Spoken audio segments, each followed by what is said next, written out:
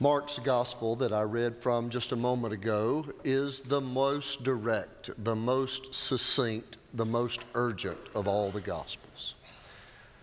By chapter 3 in Mark, Jesus is already in trouble. Mark just gets on with it.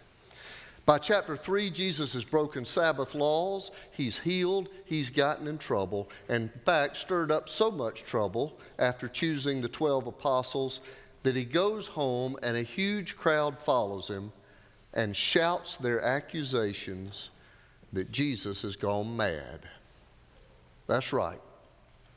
By chapter 3, Jesus is being accused of going crazy and having a demon. I'm quoting.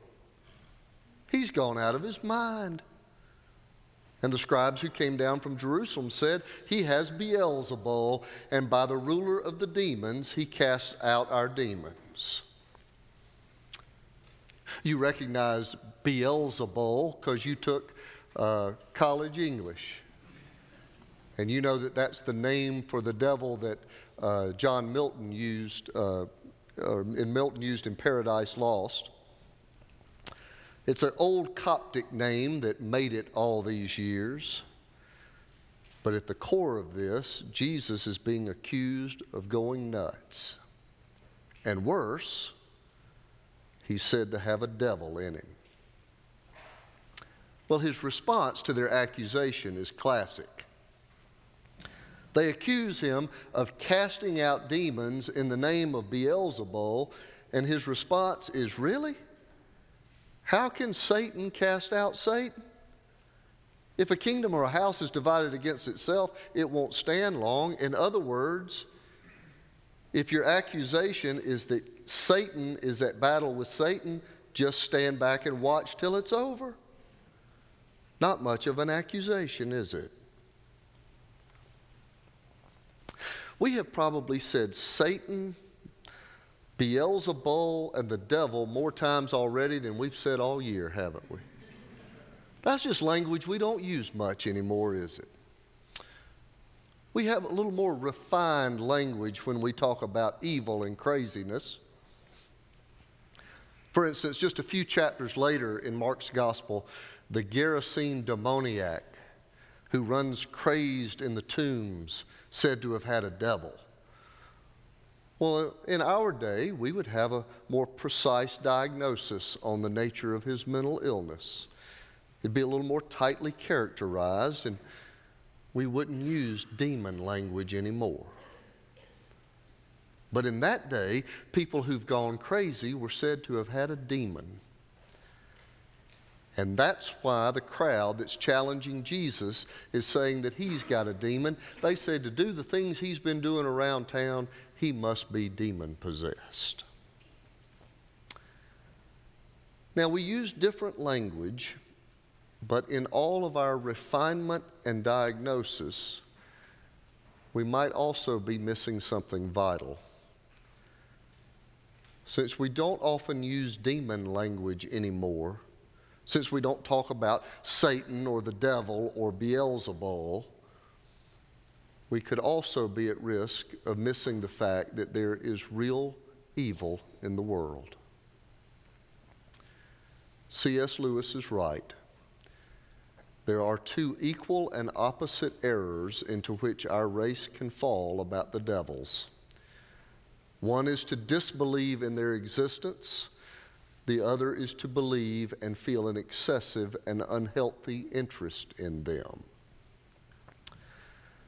I think the common curse of our particular age and community is to disbelieve the presence of evil. There are some people who do not believe in a personal evil, a personal devil. Some believe that badness is simply the absence of goodness, like dark is the absence of light. But it's not satisfying enough for me because it does not explain the aggressive nature of evil. Something that is that aggressive just can't be the absence of something. Something I have to fight that hard against every day has to be the presence of something. I heard a popular preacher, this was years ago, I was at a conference, preaching conference. Eugene Lowry, a very popular professor of preaching, was lecturing. It was during the question and answer time, and I don't remember exactly the question, but it was something about Satan or evil or whatever. And Dr. Lowry straightened up and said, "Now, as a good Presbyterian, I do not believe in a personal devil. Furthermore, I wish he would leave me alone." Which might get more at the truth of it. Because however unsettled we might be about popular images of pitchforks and red suits,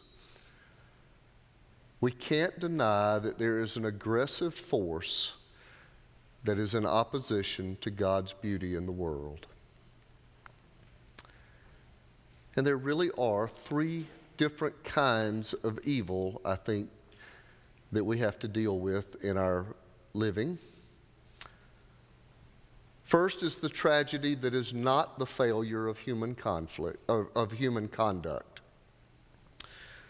The evil we deal with in earthquake and malignancy and hurricane and brain tumor and tsunami. There is an evil that is not tied to human conflict. And when bad things happen to good people is not the topic of today's sermon. We'll do that one another day. But there is some evil in the world that is not tied to sin. Some of the world's tragedy is not because of human failure. But what we're talking about today is the part that is. Some tragedy, some evil is tied to betrayal. The second kind of evil in the world is a corporate, systemic evil, systems that are built that perpetuate injustice. The introduction to Walter Wink's book, The Powers That Be, includes this list. A corporation routinely dumps known carcinogens into a river that is the source of drinking water for towns downstream. Another industry attempts to hook children into addiction to cigarettes despite evidence that a third of them will die prematurely from smoking-related illnesses. A dictator wages war against his own citizens in order to maintain his grasp on power. A contractor pays off a building inspector so he can violate code and put up a shoddy and possibly unsafe structure. A power plant exposes its employees to radioactive poisoning. The employee who attempts to document these safety infractions is forced off the road by another car and dies. All her documents are missing. There is a corporate evil. That is selfishness being acted out in large systems. But thirdly, there's a personal, a private evil. The acts of chaos we inflict on ourselves because sometimes we choose to live like our lives are not rooted in the God who created us. We choose to betray that we are made in the image of God, and we act as though we are at the center of the universe and not God. Fighting evil or giving into it is as everyday for us as breakfast, lunch, and dinner, and most of us have done some battle with the evil one before we even got to church today. And it can seem too big. It can seem too hopeless. When you consider the size and the power of evil in the world, it can look as though all hope is gone until we hear the second part of Jesus' response that day. After showing how ludicrous it was for them to accuse him of casting out demons in the name of Satan, after all, he was leaving the world more ordered, more whole, not more chaotic. It could not be the work of the devil, he said. And then he tells this mini parable. It's actually a metaphor, but listen to this mini parable he tells, and I'm going to give you the clues to unlocking it even before I read it. The strong man is Satan. His house is this world.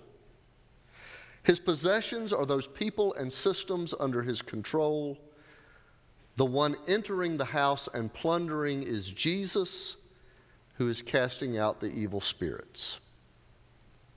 So with those clues in mind, listen to the parable of Jesus.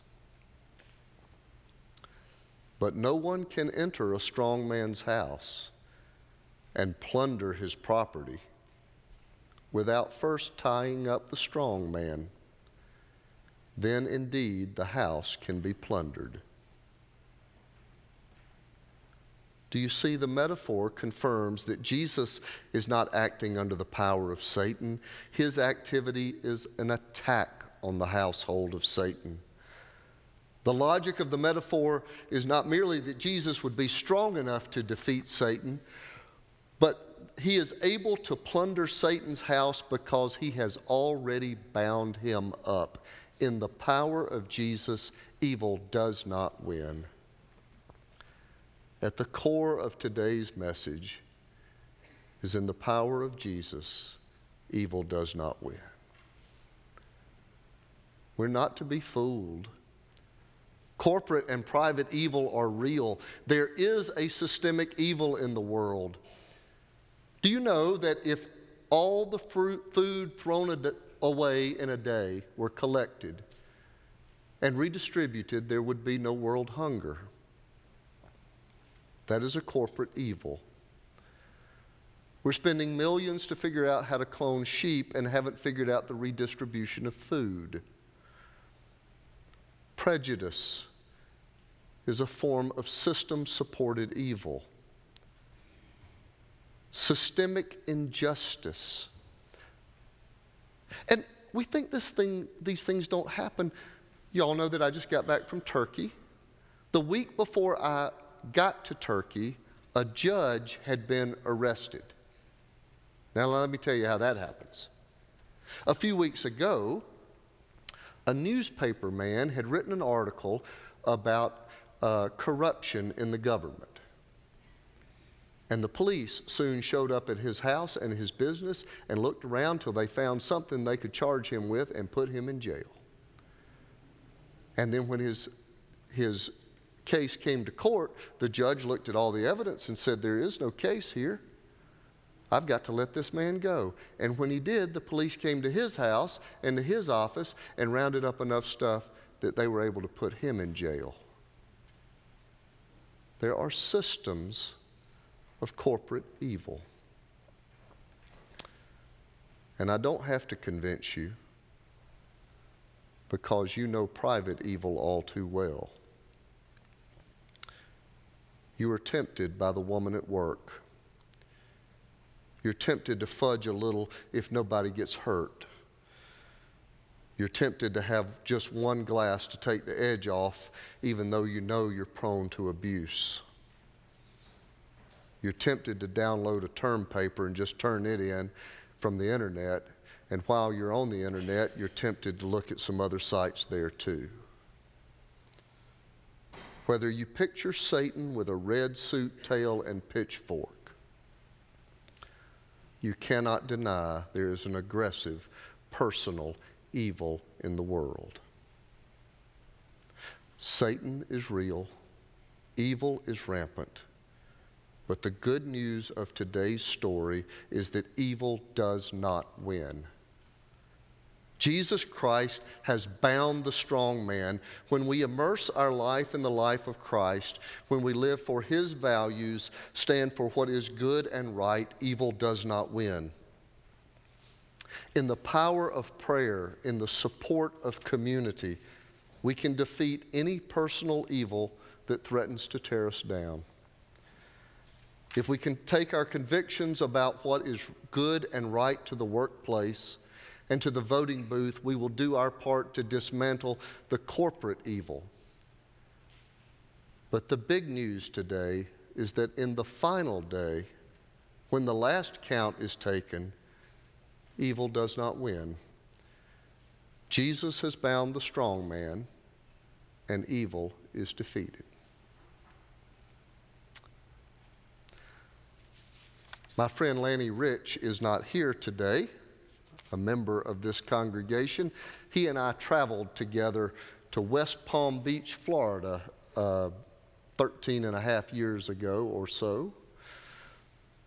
Monday, September 10th, was my 38th birthday, and I was hosting a group of students from Palm Beach Atlantic College, and they surprised me, brought a cake out, sang happy birthday to me. It was a light, festive, great evening on Monday night.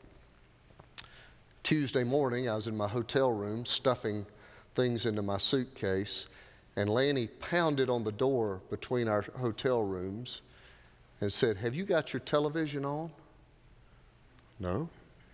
He came, switched on my television. We sat on the edge of my hotel bed and watched together as the second plane crashed into the World Trade Center.